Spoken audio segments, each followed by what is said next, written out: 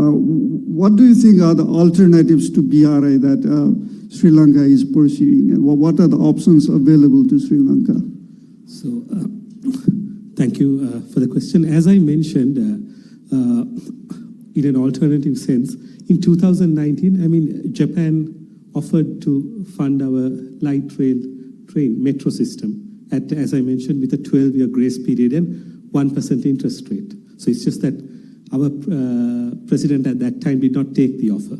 So that could have been seen as a, not at that scale, but a sort of a viable alternative. So there are alternatives. So the other point is also not just in terms of financing, but in terms of opportunities.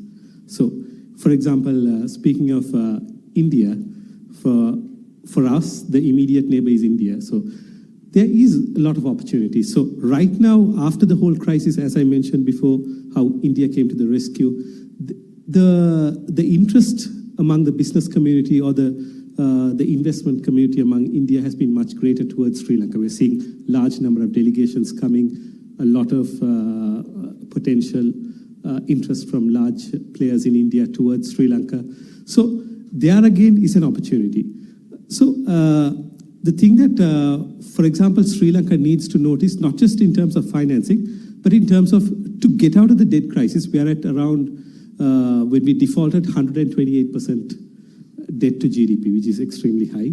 Now it's around 115%. So we've crossed the 100% limit as a whole. So we need to, one thing is, the solution is not just getting financing for infrastructure projects, which are anyway non-tradable. The opportunity is increasing our exports.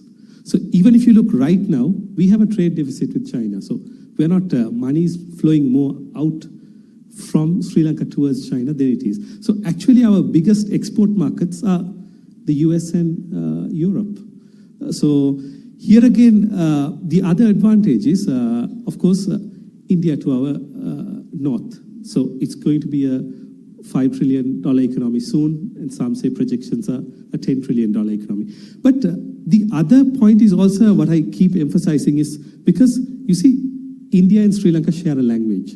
So we have a minority that speaks Tamil, but at the same time, we have an Indian state, Tamil Nadu, that also, the same ethnicity. So here again, the advantage is that, according to a report by Deloitte, I used to work at Deloitte before, by 2034, if things go well, Tamil Nadu could be a $1 trillion economy. So that one state, which has 7% of the population, could be a $1 trillion economy. So right now, Tamil Nadu, one state, has an economy as almost as big as, or if not bigger than Pakistan.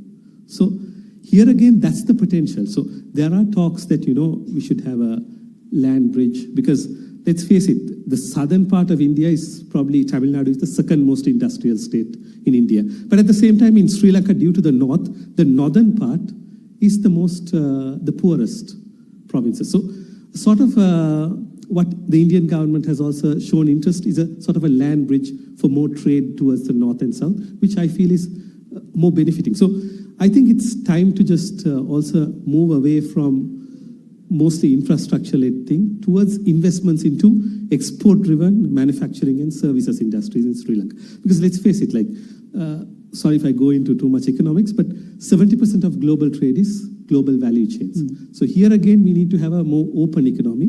We need to trade with China, but we need to trade with India. So the likelihood of trading with India would be much greater, as the same way as with our ASEAN partners to the east and the Gulf countries to the west, to be realistic. Yeah, thank you. That's a very interesting observation and a trend. I'm sure Tino would be happy to hear that, issue of connectivity, how pursuing connectivity with the Tamil Nadu can be a solution to Sri Lanka's problems.